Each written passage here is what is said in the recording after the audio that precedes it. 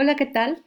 Les saluda cordialmente la doctora Elvia Garduño Telis y vamos a dar un breve resumen de lo que ustedes vieron en la clase presencial con la fase repasar del método Opler.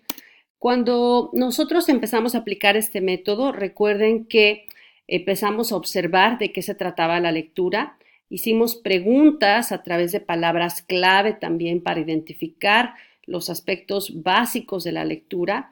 Posteriormente, con esas preguntas se generaron apartados a partir de los cuales nosotros volvimos a leer y empezamos a redactar con la ayuda de las palabras clave los contenidos de cada uno de estos apartados. Pues bien, ahora nos falta la fase de repasar y en esta fase de repasar nosotros podemos hacer varias cosas. Primero, como su nombre lo indica, repasar es revisar todo el documento que elaboraste en Google Drive.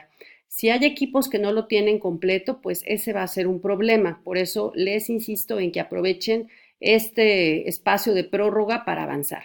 ¿Qué vamos a revisar? Entre otras cosas, que el texto tenga coherencia, es decir, que si el título aquí dice fase de repasar, lo que esté escrito acá abajo del título tenga relación con el título, es decir, que sea sobre repasar. Eso se le llama coherencia. Otra parte que se va a revisar es que tenga cohesión. ¿Qué es la cohesión? Que, por ejemplo, si este párrafo me lleva a definir lo que es la coherencia y este párrafo me lleva a definir lo que es cohesión, pues que cada uno de estos párrafos esté conectado entre sí, es decir, que no se vean como dos temas distintos y que sean entendibles para quien lo lee. Esto se le llama cohesión. También te pedí en esta presentación que incorporaras otros elementos como imágenes y encuestas. ¿Para qué sirven estos elementos? Pues para potencializar la comprensión que tú hayas tenido sobre el texto.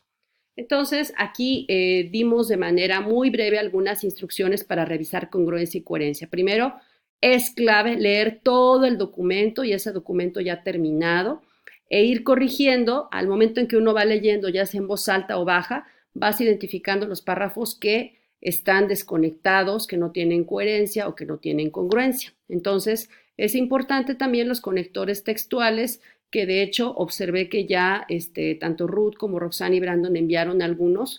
Si no hay relación, pues hay que volver a redactar. Entonces, otra forma de repasar es integrar figuras o esquemas. Nuevamente, leer todo el documento en equipo y que se consense en qué apartados puede ir una imagen y en qué otro apartado puede ir un SmartArt.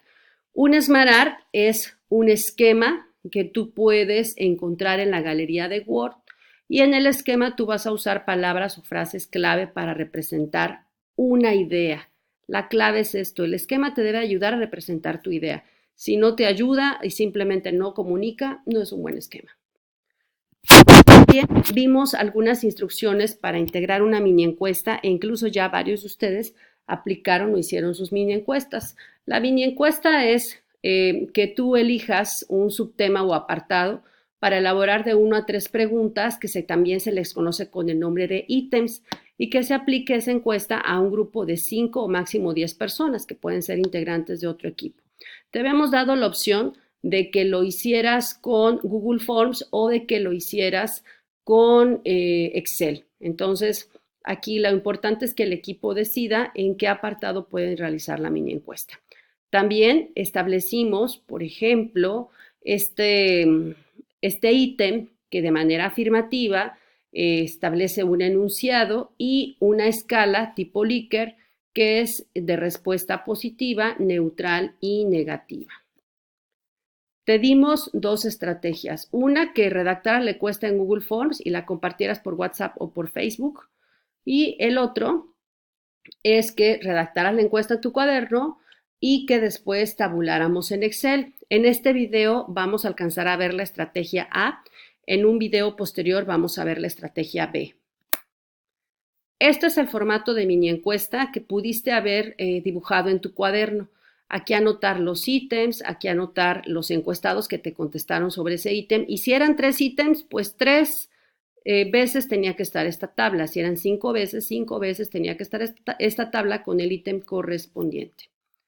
Entonces, vamos a ver cómo se le haría en el caso de que tú hayas hecho tu encuesta en el programa de Google Drive, concretamente los formularios. Bueno, cuando tú ya terminaste la encuesta y ya la aplicaste, si eres el administrador o fuiste tú quien realizó la encuesta, te va a aparecer esto, preguntas y te van a aparecer respuestas. Aquí es importante que cuando vayamos ya a tabular la encuesta, actives esta parte que dice no se aceptan más respuestas para que ya las respuestas que tengas sean las definitivas. Ahora, como puedes ver, automáticamente el Google Drive nos da ya la gráfica, nos da la pregunta o en este caso el ítem que corresponde a la gráfica, nos da los porcentajes y nos da la escala que tú hayas establecido. Digamos que la parte buena del asunto es esa, pero la parte, digamos, no tan buena es que si tú quieres aprender a hacer gráficas, a tabular, que son elementos que te van a servir mucho para otras materias, pues Google no te va a ayudar mucho porque prácticamente te lo da todo terminado, pero sin embargo, pues también es importante que sepas cómo manejarlo. Si tú decidiste irte por este camino, lo simple es resaltar la gráfica que quieres tomar y le das aquí en este botón copiar gráfico.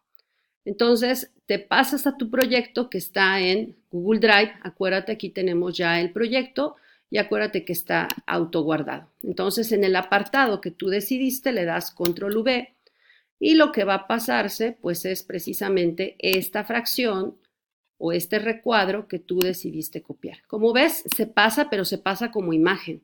Entonces, no te va a permitir editar, hacer cambios de color porque es una fotografía, simplemente lo que acabas de pasar. Y finalmente le anotas la fuente, le vamos a anotar fuente y las fuentes en las gráficas nos indican de dónde se sacó o cómo se obtuvo. Entonces le vamos a dar un tipo de letra Arial o Times, depende de la que estés trabajando, y en las fuentes aparecen generalmente en tamaño más pequeño que el texto en común. Si el texto era 12, la fuente tiene que ser 10. Entonces le ponemos cuestionario en Google Drive disponible en, y pues lo que vas a hacer es copiar y pegar, ¿sí? Recuérdate que cuando le diste enviar apareció un vínculo, abreviamos la URL, le damos copiar, aunque ese vínculo pudo ser el mismo que tú realizaste en tu WhatsApp cuando compartiste el cuestionario. O sea, puede ser ese vínculo o puedes generarlo de esta manera. De todos modos te va a llevar al mismo cuestionario.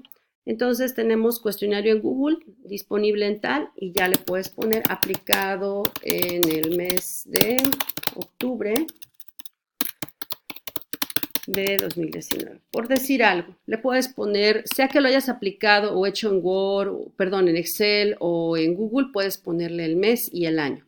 Entonces, esto simplemente se subraya, perdón, se centra y aquí se va a pasar a realizar la interpretación. ¿Cómo se hace la interpretación?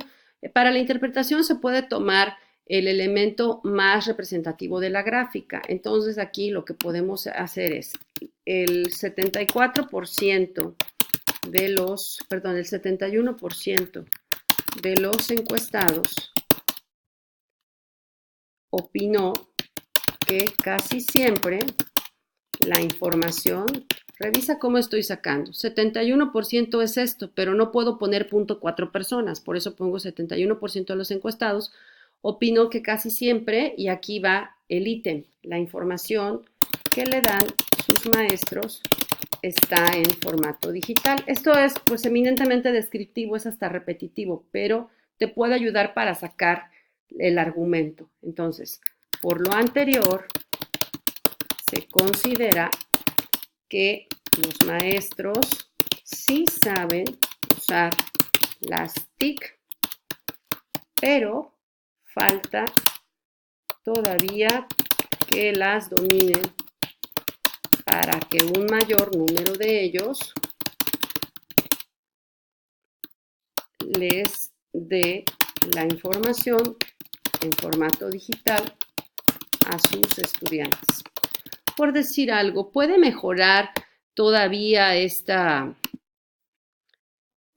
interpretación muchísimo. Obviamente puede mejorar muchísimo y para que mejore, pues tú necesitas relacionar esto con el nombre del apartado, o sea, darle congruencia y también con los apartados posteriores o anteriores, es decir, darle coherencia. Entonces, como puedes ver, esto te lo va a ir dando también la práctica, pero tiene mucho que ver la información que esté antes y después de este texto. Ok, pues finalmente recuerda que los cambios se guardan de manera automática y que mientras tú vayas compartiendo, en este caso yo no lo tengo compartido, pero de hecho ustedes ya debieron de ir compartiendo esto para avanzar en las cuestiones de la otra parte del proyecto. Pues bien, eso sería todo. Espero que te haya servido esta parte de la tabulación. No es propiamente una tabulación lo que se acaba de presentar, pero en el siguiente video te sugiero que si trabajaste en Google Drive de todos modos lo veas porque vale mucho la pena ver cómo se puede aprovechar Excel para tabular gráficas, tabular datos y realizar gráficas muy simples y que pueden ser tan complejas como tú lo quieras. Excelente día y estamos en contacto.